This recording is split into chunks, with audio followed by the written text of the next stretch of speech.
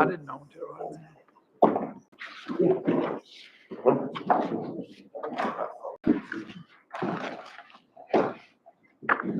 Everybody's being quiet. I guess we need to start. Huh?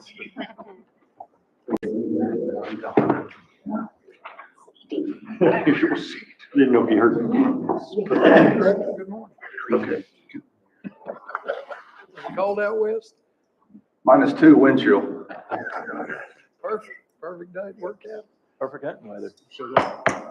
All right, let's get the meeting underway. Hope everybody enjoyed the holidays. Hope everybody enjoys this nice cold weather too. I was hunting last weekend. I think, what was it, 75, Mark?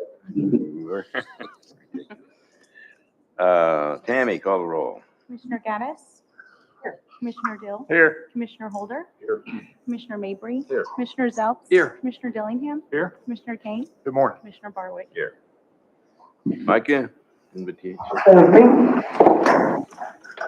Dear Heavenly Father, as we begin this new year, we come to you with gratitude for all your many blessings, and we come seeking wisdom as we manage our state's wildlife resources. We pray that you would watch over the wildlife department staff working in this cold weather and keep us safe. In your name we pray. Amen. Amen. United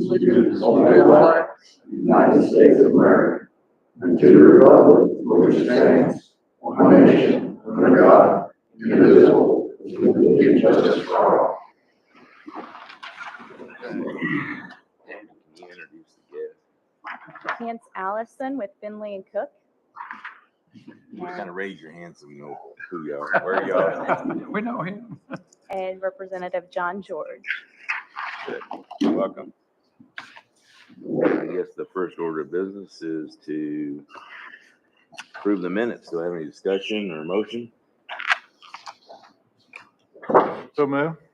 Second. Commissioner Gaddis. Aye. Commissioner Dill. Aye. Commissioner Holder. Aye. Commissioner Mabry. Aye. Commissioner Zelps. Aye. Commissioner Dillingham. Aye. Commissioner Kane. Aye. Commissioner Barwick. Aye. Okay, number 7, and we haven't done this for a long time. When was the last time, Wade? Boy, 15 plus 20 years ago, maybe, on an elk tag. So that's the Cookson thing? Yeah.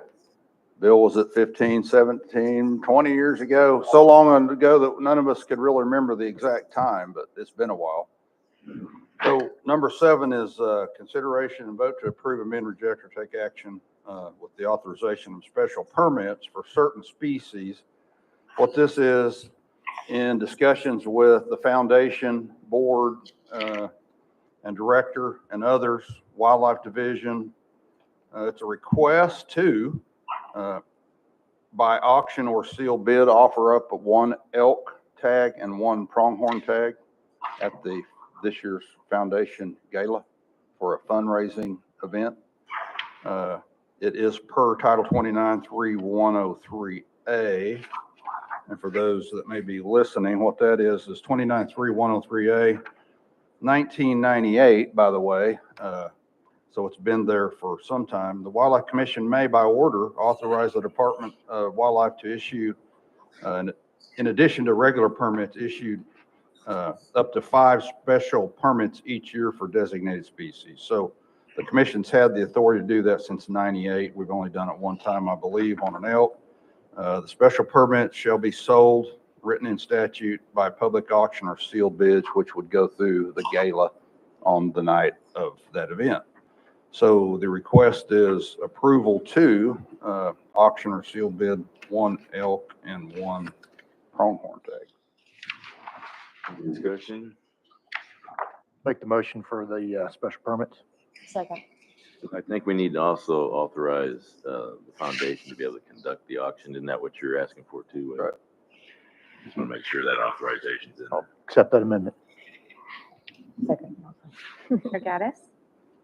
Aye. Commissioner Dill. Aye. Commissioner Holder.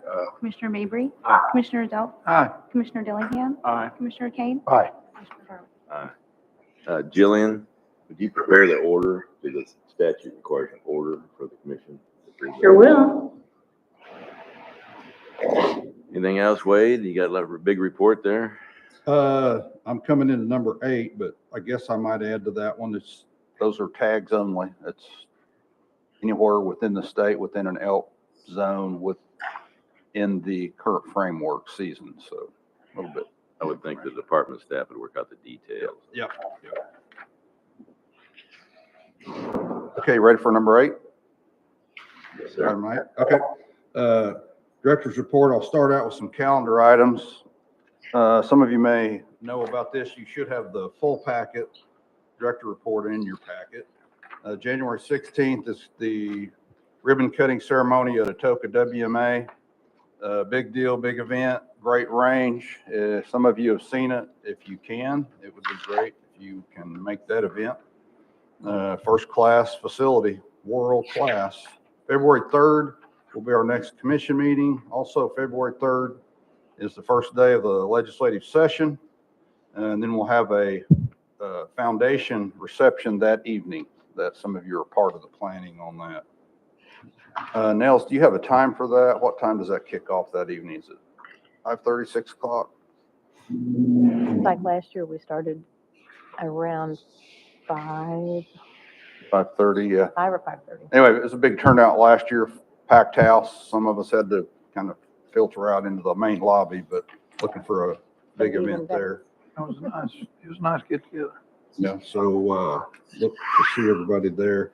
On the agency update, you do have the full report in your packet. I'm going to hit, as we've been doing the last few months, only on the highlights. A lot more going on than what I'm going to report this morning, but I'm going to touch on the highlights that each division section submitted. Starting out with administration, accounting provided PeopleSoft training to wildlife supervisors in November.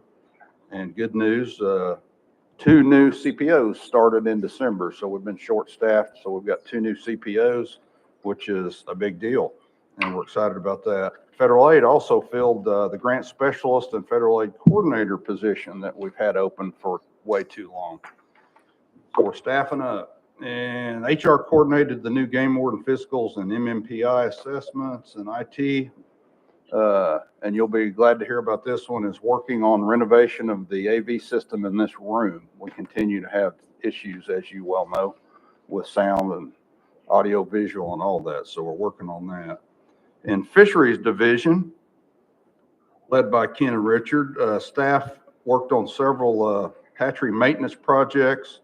There's no such thing as a hatchery without maintenance. It's like farming. It's always going on. Cows are always hungry. In the boating access section, courtesy docks have been installed in Ellsworth, Stroud Lake. Been doing a lot of ADA inspections, a lot of grant submissions, and we finished up a close to home fishing access grant for Eagle Lake, Veterans Park Pond, and 10-acre lake. Creel surveys ongoing. It seems like the fish guys like to get out there when it's cold. I don't know if they're still going on, Richard, but wintertime creel surveys, especially with bass fishermen, there's not a month or a day they don't fish. It's 12 months out of the year. It's crazy. They'll be fishing out there today, so they never end. So lots of creel surveys going on around the state. C&E division, just mentioned the newest Atoka shooting range. It's now open. We got bid closing on December 31st for the paving of the parking lots at Arcadia Conservation Area. The gravel has served its useful life, so we're going to try to get those paved.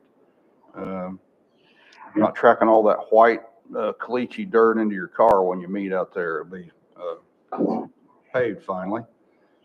And then staff has been reviewing bids for airtime. As you know, we're going to start some primetime promotional hunting segments on primetime news. As soon as that gets working, it's probably going to be the first one, midsummer, Nels, fall, first advertisement. Yeah, this fiscal year, we'll be looking at like May, June. And then hopefully budget allows, we'll transition that into follow-up for like August, September. So we're trying to do a lead-up. We were hoping to have that happen this fall, but due to a variety of purchasing issues, we didn't get it from here.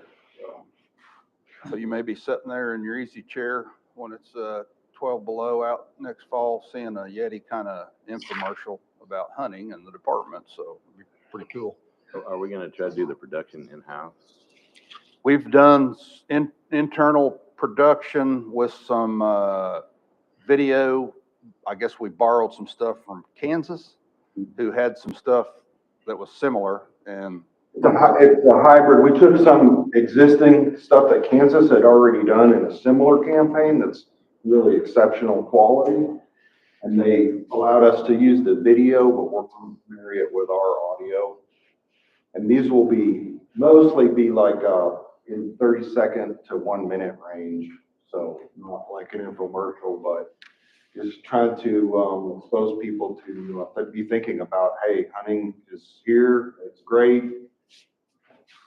Consider re-engaging if you're flat. Consider looking into it if you want to get outdoors. So, Where's this gonna be broadcast? well, we're doing the evaluations right now, but it's mostly, the bids are mostly for Oklahoma City television market.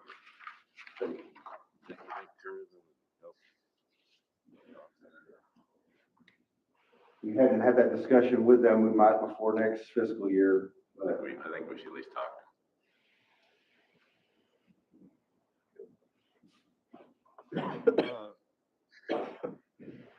The idea too is long-term branding, marketing, help with things down the road. The more you see things, the more you can relate, the easier things become. It's kind of like Coca-Cola. Why do they need to market, advertise? Everybody knows who they are, but it's important stuff, what you see and read. So Wait, are we talking about just Oklahoma, or are we gonna branch out to other surrounding states, or right now it's just Oklahoma? Try that first.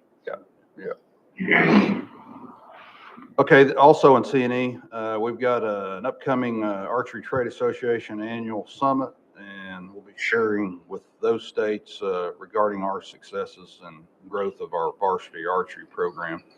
In Wildlife Division, for those of you that have been out, the WMAs are getting lots of use, and I'm talking lots of use. Sometimes it's tapered off a little bit, but when you show up on the WMA, there's 100, 150 cars, trucks parked there. From my little perch during deer season, for example, I could look across the river on the WMA and see 15 trucks in one parking lot, and that's use. So there are some areas where some folks are like, oh, are these areas getting used? Man, they get used hard. So lots of use, wrapped up controlled hunts and a lot of statewide open seasons and a lot of shooting range activity. Deer harvest is about the same in the 120,000 mark and probably growing. Lots of private lands work in Wildlife Division. A bunch of us attended the ranch conversation meetings in Northwest Oklahoma.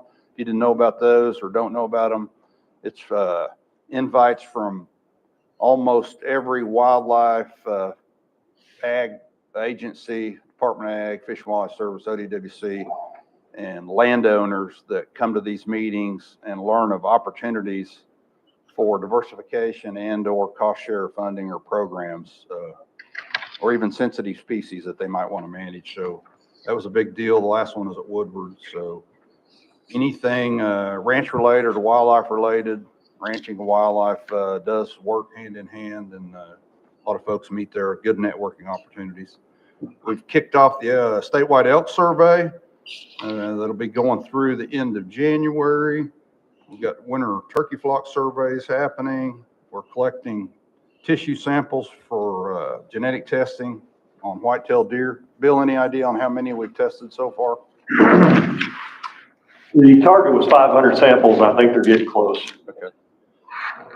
So doing a little work there with some DNA work on CWD resistance in our native herd before you do anything with deer, period. You kind of need a baseline and need to know what you've got before you try to mess with anything. So that's what we're doing.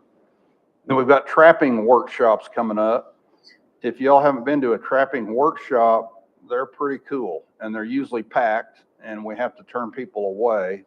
Trapping is a big deal. It's an important thing. It has seen highs years ago when fur markets were there and people were selling coyotes for $75 and believe it or not, coons for like $50 to $60, bobcats for $350. So now prices really aren't there. people are still doing it, but not to those numbers. But we've got trapping workshops that are happening at Fort Gibson, Push, and Pack Saddle. If you're interested in seeing or being part of one of those, give us a holler. You come out and visit and see how that works during the day. If you don't know how to trap, you'll leave pretty much a professional. So we're here to help with trapping workshops. Now I'm into the law enforcement division.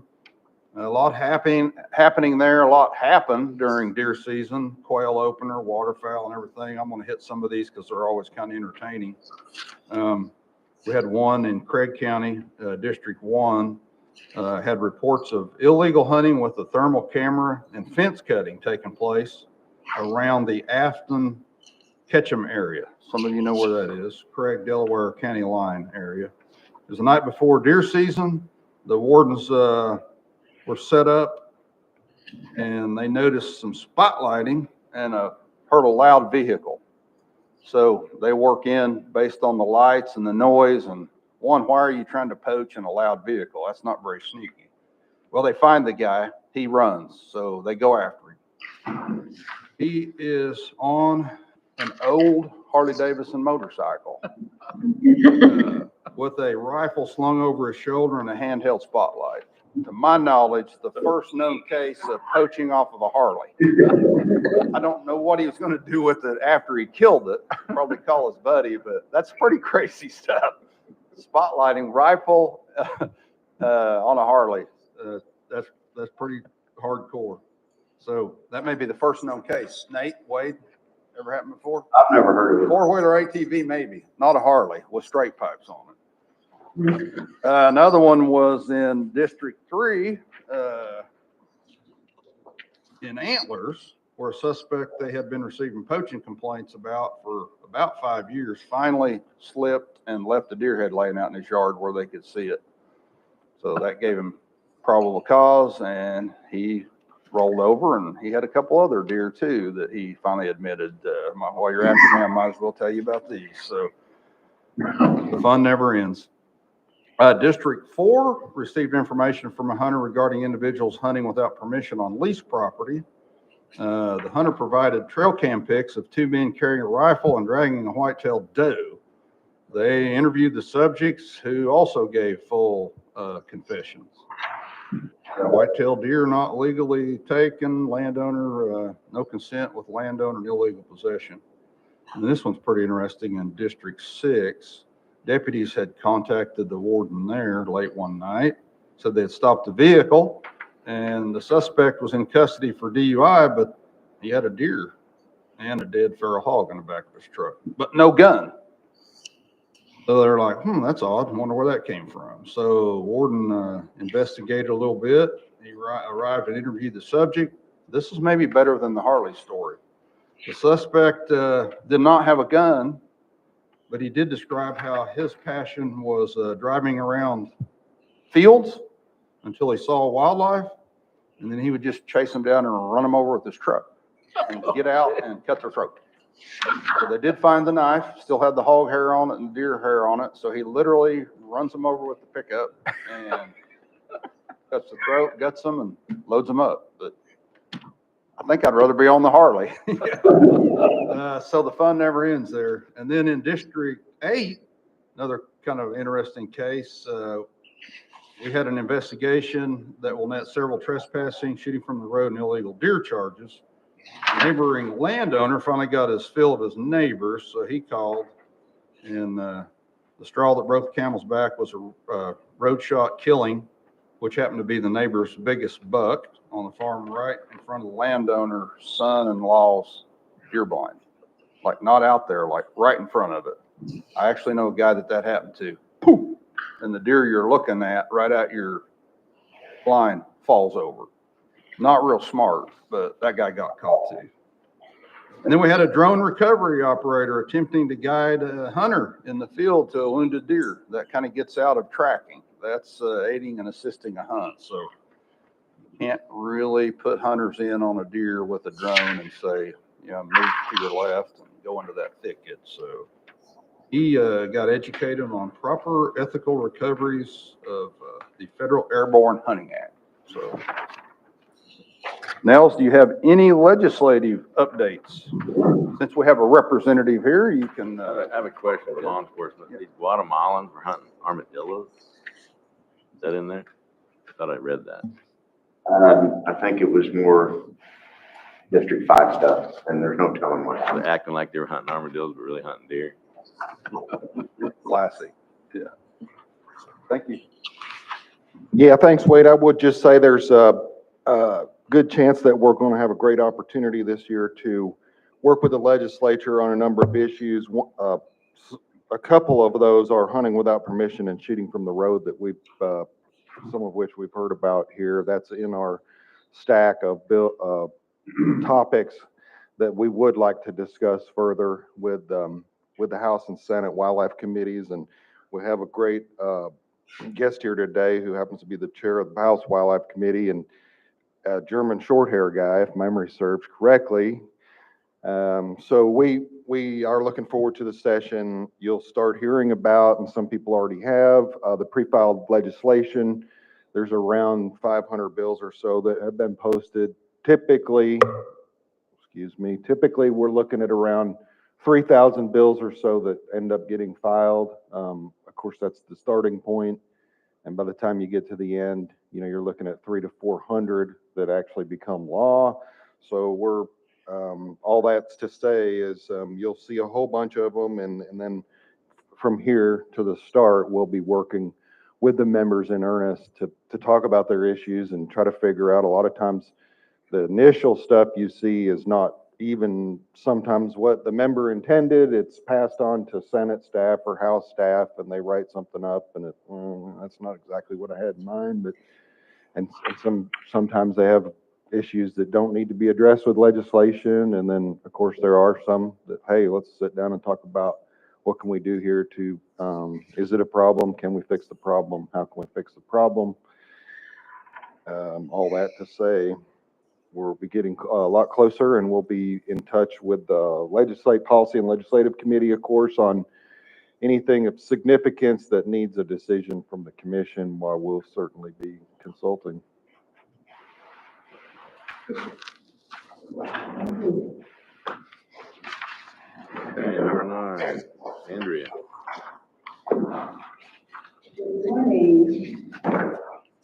Since we were having problems with the AV on Friday, I went ahead and printed out this presentation. And since I killed all these trees, even though the AV is working, I just go ahead and. That way you can have one.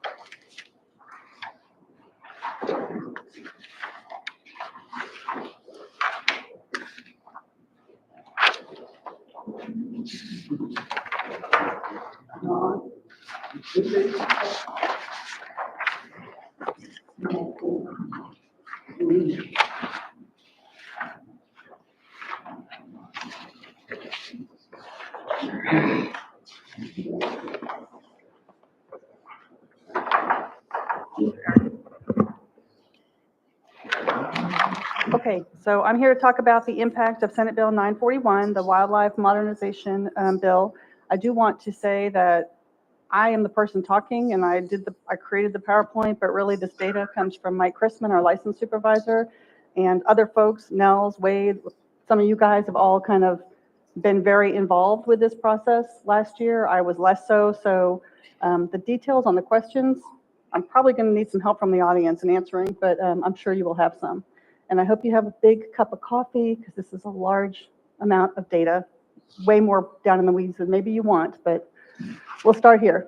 So this data comes from our Go Outdoors license system, Brandt, our license vendor. And I point that out because it creates an apples to apples kind of situation. We don't have to have the conversation about, well, our financial system changed, PeopleSoft, we went from cash to accrual, like all the stuff that you hear me say during the financial statement. That doesn't apply here. This is really apples to apples in that regard.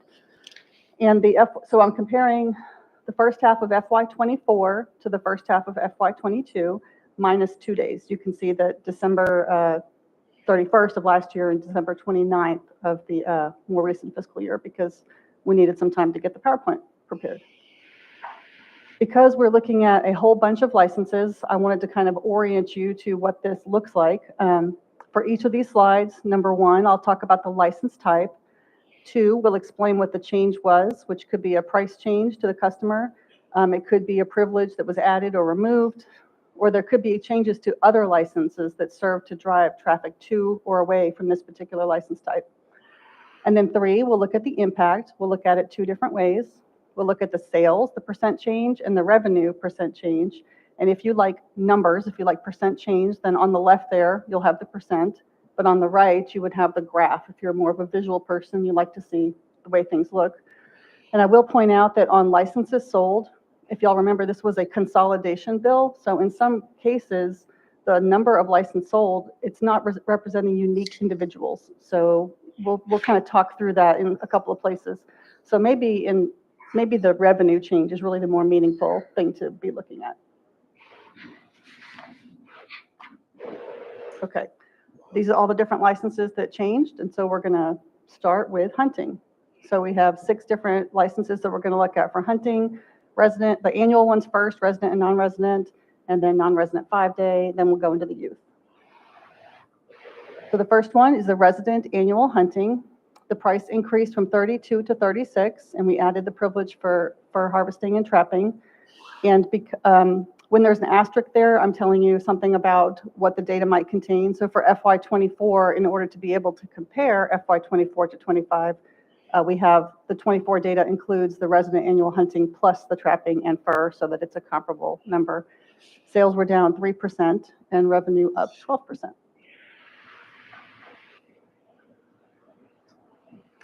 The non-resident annual hunting, the price increased 176 to 209. So this is a big one for our revenue expectations as well, and is now required for waterfowl and deer. So that's the big change, is that people needed to buy this license that didn't before, which makes the number sold comparison point a little hard to interpret because people had to get licenses that they didn't have to get before.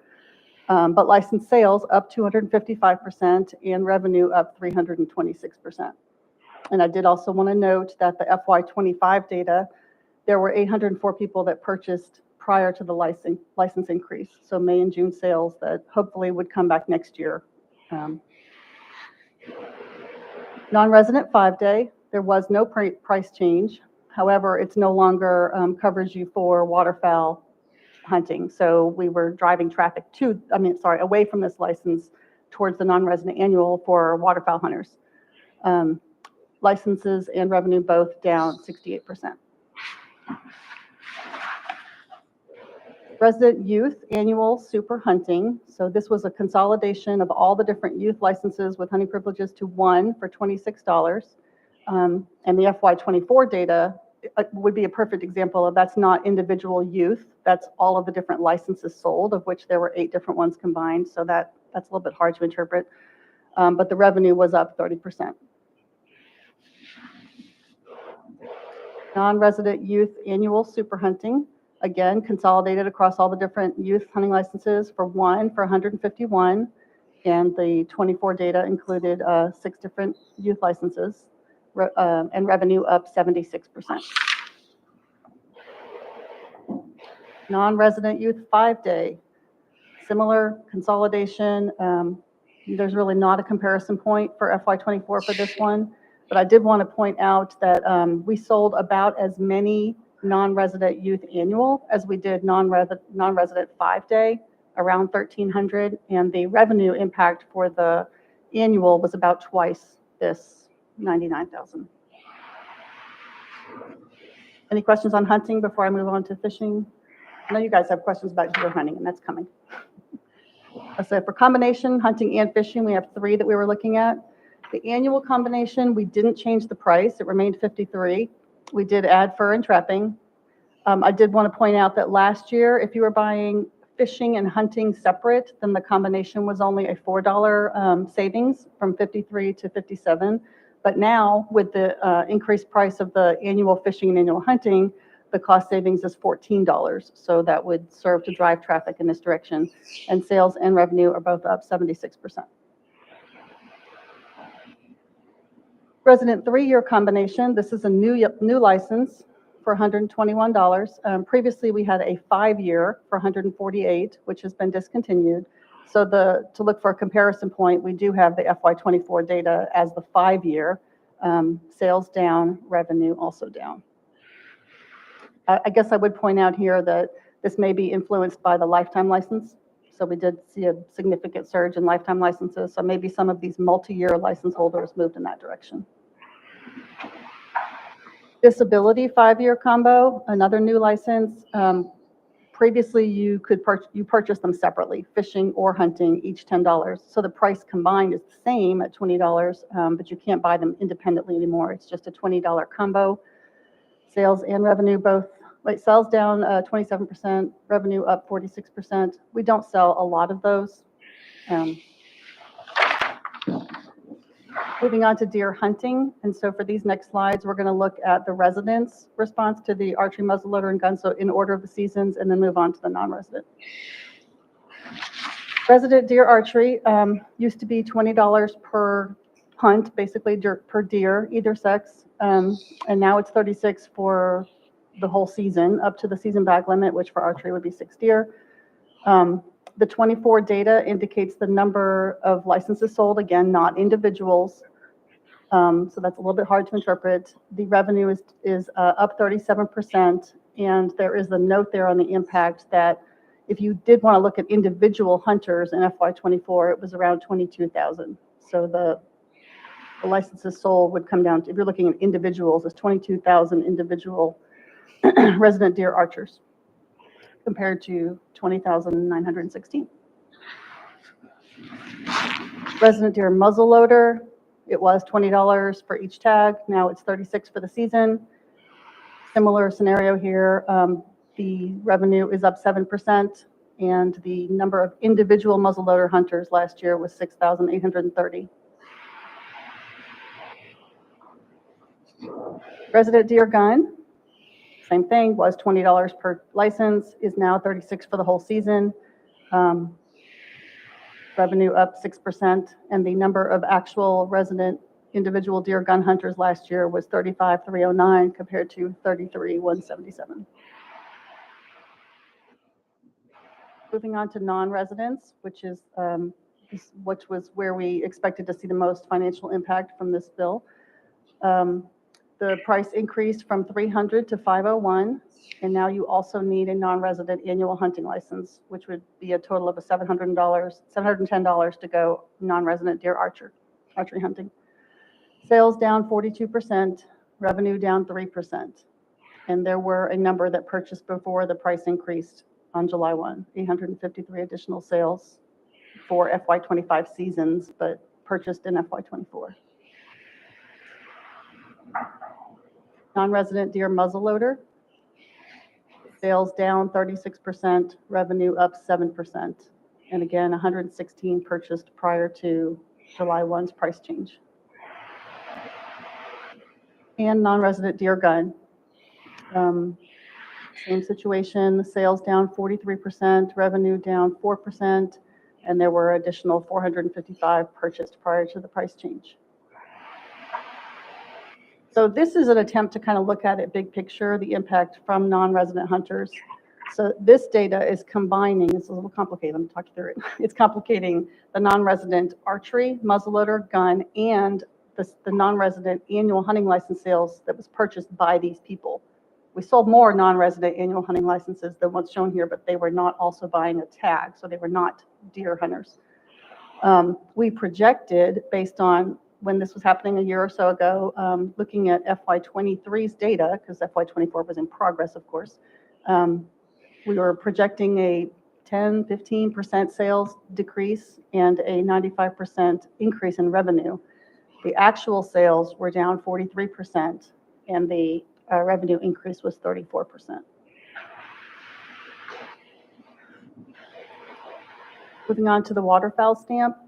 This was previously one stamp for anybody who was hunting waterfowl. It wasn't a non-resident versus annual resident stamp. So that's what we did, is we switched it into a non-resident stamp and a resident stamp.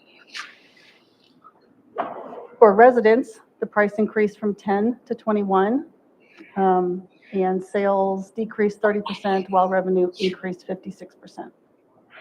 I will point out that until now, it hasn't really been cold, so waterfowl season maybe has not been the greatest until now.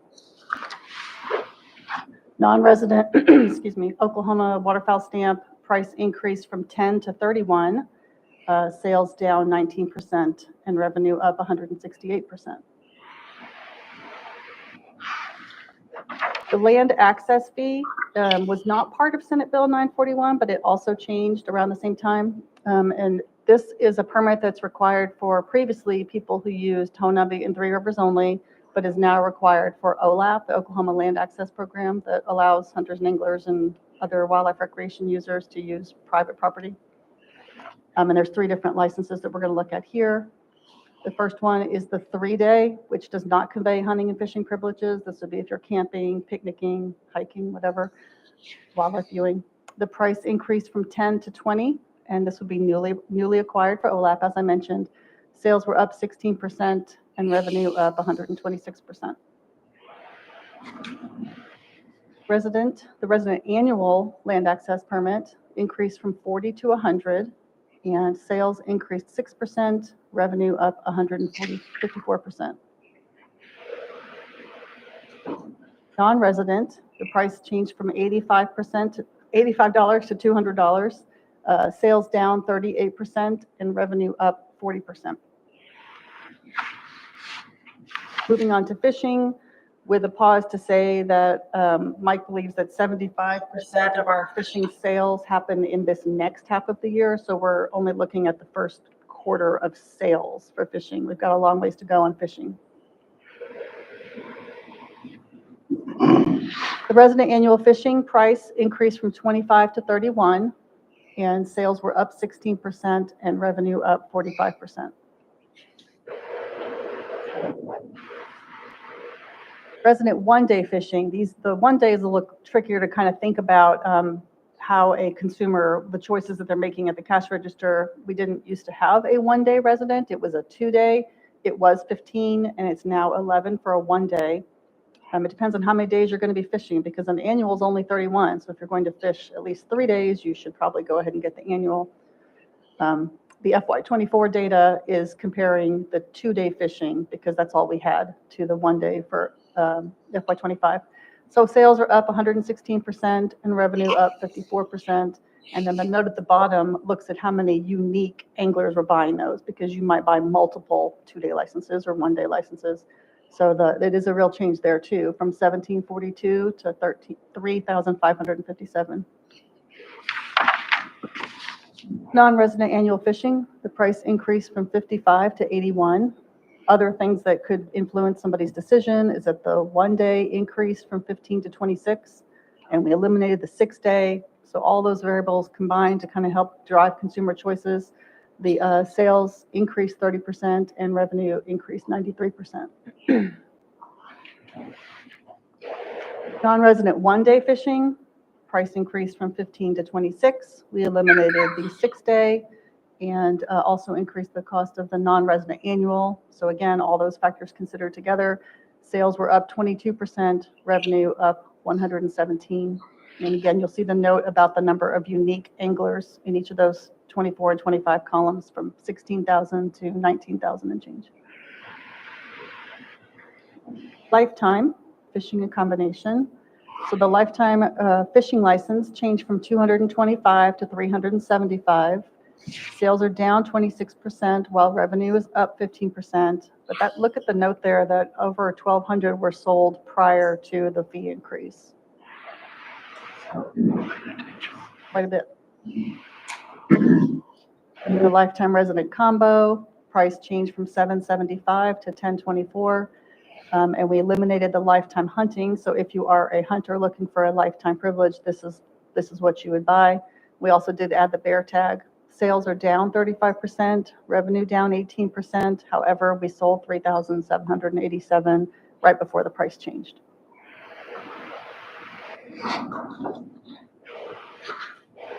Senior citizen licenses. The price for the senior citizen fishing license increased from 15 to 30. Sales up 14%, revenue up 125%. And I did also want to note, because federally that's my thing, or was my thing, is that we used to only be able to certify federally for purposes of federal apportionment. We used to only be able to certify senior fishing licenses for 7 years, and now we can certify them for 15 years. The reason there is that we have to earn the equivalent of $2 per year that you count them. So 2 times 7 is 14, and that's how long we were able to count them. But now at $30, you can count them for 15 years. And also note that we sold a significant number before the price increased in July. And the senior combo price increase from 25 to 60, added bear, eliminated the senior hunting, sales down 24%, revenue up 78%, and we can now certify them for 15 years also. And we sold 1,100, almost 1,200 before the price changed. The commercial hunt,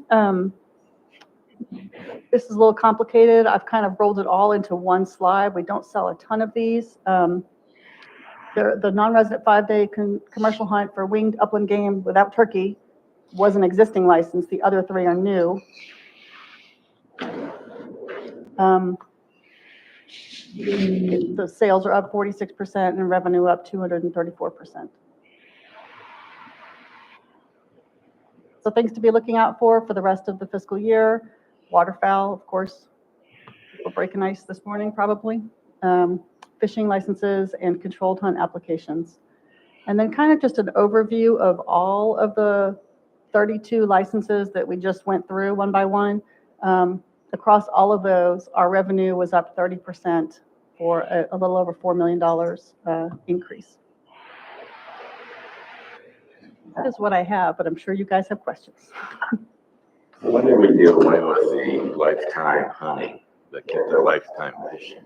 We didn't sell very many hunting. That's the reason. That's the reason. I had several people ask me about that. And also, when will we achieve a good comparison time? Because, we had that rush before July 1st, which kind of skewed the numbers. I mean, when are we going to have a good comparison?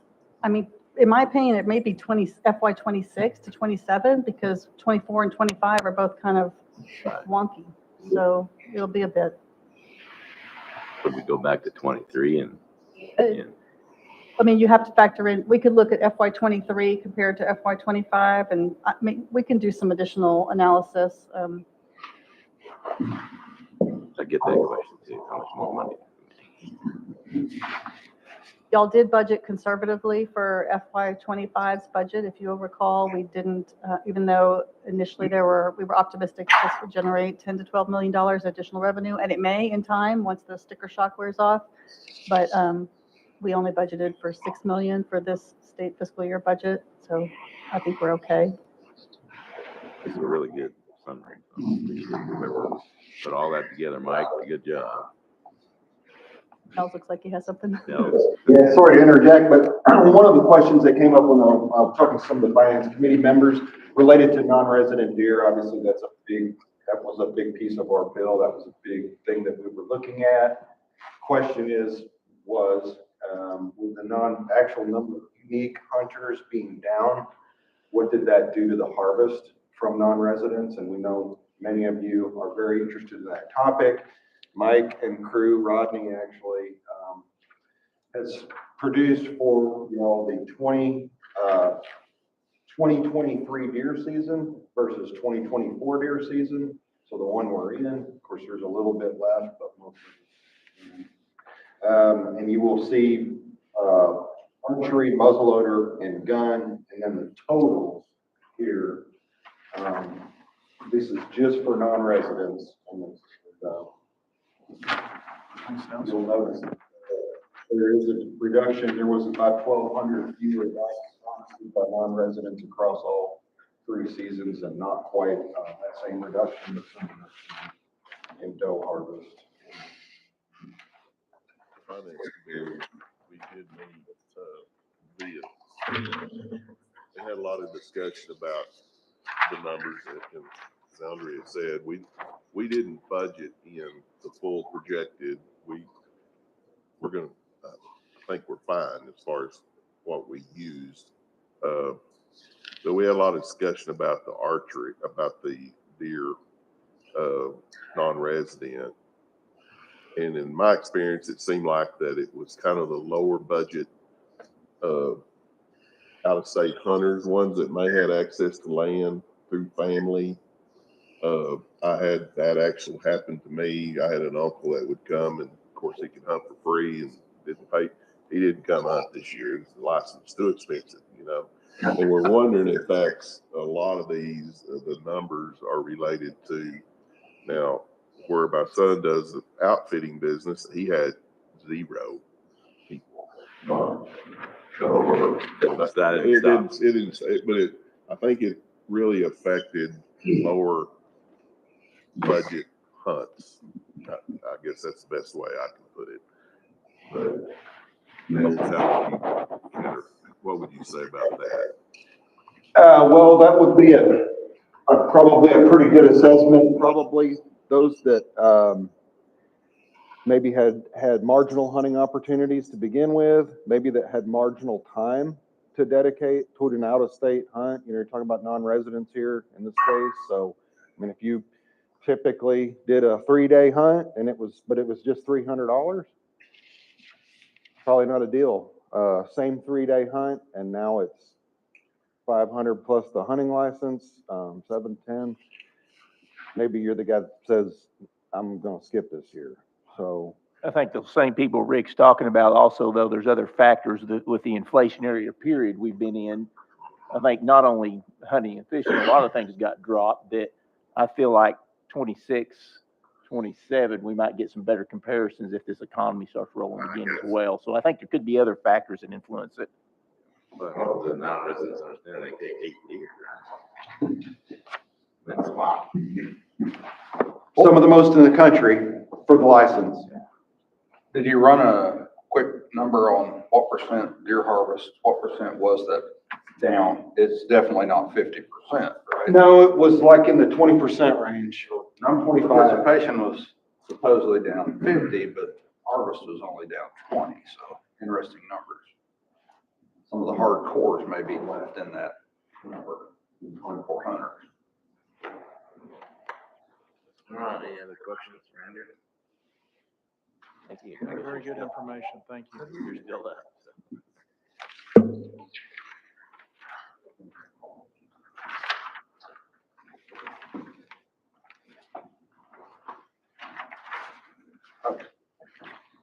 You're doing financial.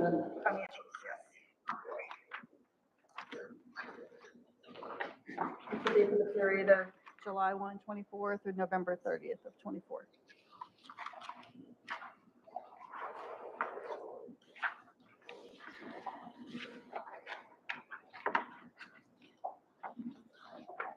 Okay, we'll start with the revenue comparison through November 30th. So through FY24, at this point, it was $26,256,247. And for FY25 through November 30th, $31,879,914 for an increase of 21%. And expenditures through November 30th, last year was $25,390,878. This year, $32,224,127 for an increase of 27%. Shows our cash balance in our revolving funds through November 30th, $18,572,408. This is the summary slide, and then we'll go into the details on the 3 major trust funds. The November 30th of 2023 end combined balance was $270,564,947 versus November 30th of 24, which is $323,858,640. And then taking a closer look at each of the big ones. The Lifetime Trust, the ending balance as of October 31st was $156,556,203. And there was a note there that the transfer of funds for October's sales missed the printing date missed the statement date from BOK. So we don't have any receipts on lifetime licenses. You'll see twice as much next month. and the other activity in the fund, and the final balance being $160,399,258. This is the defined benefit trust, the DD plan, the pension plan. October 31st, ending balance of $143,666,362. And then activity throughout the month was a net income of $4,147, leaving us with a combined balance or end balance of $148,266,509. And the defined contribution trust had a October 31st balance of $9,431,208. Activity during the month led to a net income of $446,916 and an ending balance of $9,878,124. Sorry, I'm having trouble reading numbers today. And the last one is the wildlife contributions for the month of November for your consideration to approve. Any questions for Andrea? Motion to approve the donation. Gaddis? Aye. Commissioner Dill? Aye. Commissioner Holder? Commissioner Mabry? Commissioner Zelps? Commissioner Dillingham? Aye. Commissioner Kane? Aye. Commissioner Barwick? Aye. Andrea, you're not sitting down, are you? Let's just sit down for a second. I'm going to introduce Chance Allison. He's with Finley and Cook. They do our annual financial audits, and he's here to present the results to you guys. Thank you, Andrea. As Andrea mentioned, my name is Chance Allison with Finley and Cook. I'm one of the insurance partners that's newly promoted. Dan Bledsoe was previously the insurance partner. He's moved to a different division of the firm to oversee. We lost a partner, I think, in 2022. So we're jointly overseeing one of our tribal divisions, and he's going to oversee that division full time. So I'm taking over the assurance side of our practice along with another assurance partner. We audited we performed the external financial statement audit as of June 30, 2024. And then as part of our services, we prepared the financial statements. And then we really have two deliverables for you all this morning. We have the big bound set of financial statements. That's on the comparative basis with 2023. And then we also have a letter, which is really what I'm going to speak to today. This is our required communication with the governing body. We rendered a clean opinion for 2024. In relation to the audit of the financials, we didn't identify any fraud or illegal acts, violations of laws and regulations. And then in relation to internal control processes and our single audit with the federal award programs, we didn't identify any significant deficiencies or material weaknesses. In relation to the audit process itself, the audit went very well. As sure you all are aware, there's a software conversion mid-year. So that caused us to be about a month in delay. And really the delay with that was really ensuring that there's consistency and comparability in the reporting between 2023, which is on y'all's legacy system, to this new reporting system that we had a partial year of your old system and a partial year of the new system with PeopleSoft.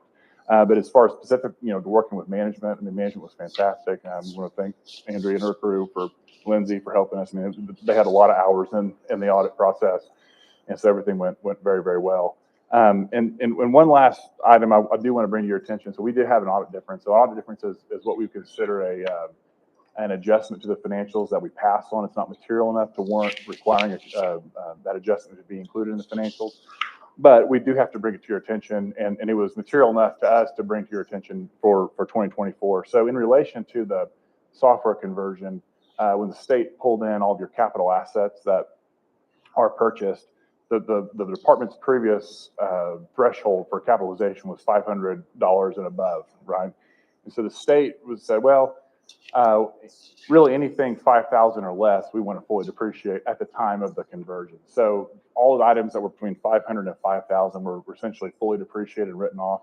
And so for us, it was material enough just to bring that to y'all's attention. So there's about a $490,000 adjustment that was depreciation on items that were, that were within that range of assets. But what we'll probably see is until all those items are fully depreciated, we'll probably see that same adjustment in future years, just to reflect what the change would have been had that adjustment not occurred during 2024 in the software conversion. So with that, I'll open to any questions about the financials or the audit process itself. Yes, do you all audit any other state agencies? Yes, sir, we do. How do we compare to those? Do it. How do we compare to those? This agency does a fantastic job. They really do. Any other questions, Chief? Thank you. Thank you. Next, Andrea, you got to get back up there.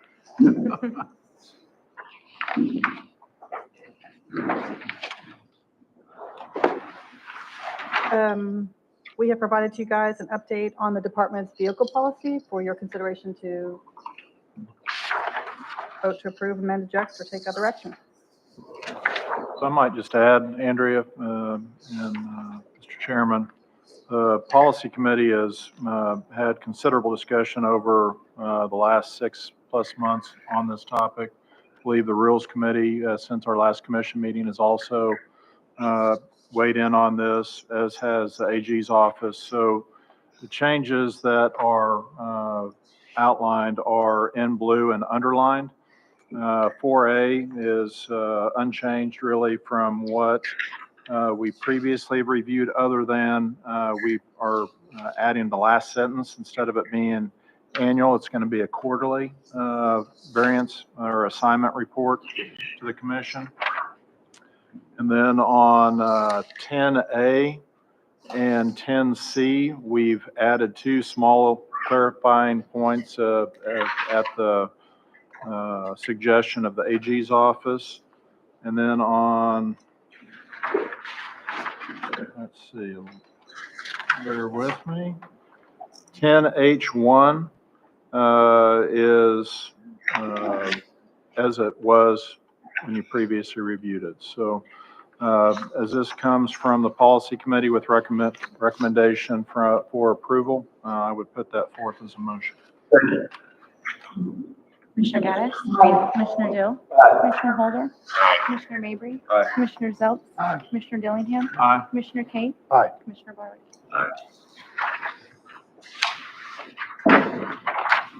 Okay, any new business? Okay, no new business. The next meeting's February 3rd, 2025, and this meeting's adjourned. Thank you. New record. How are you? Thank you. Safe travels back.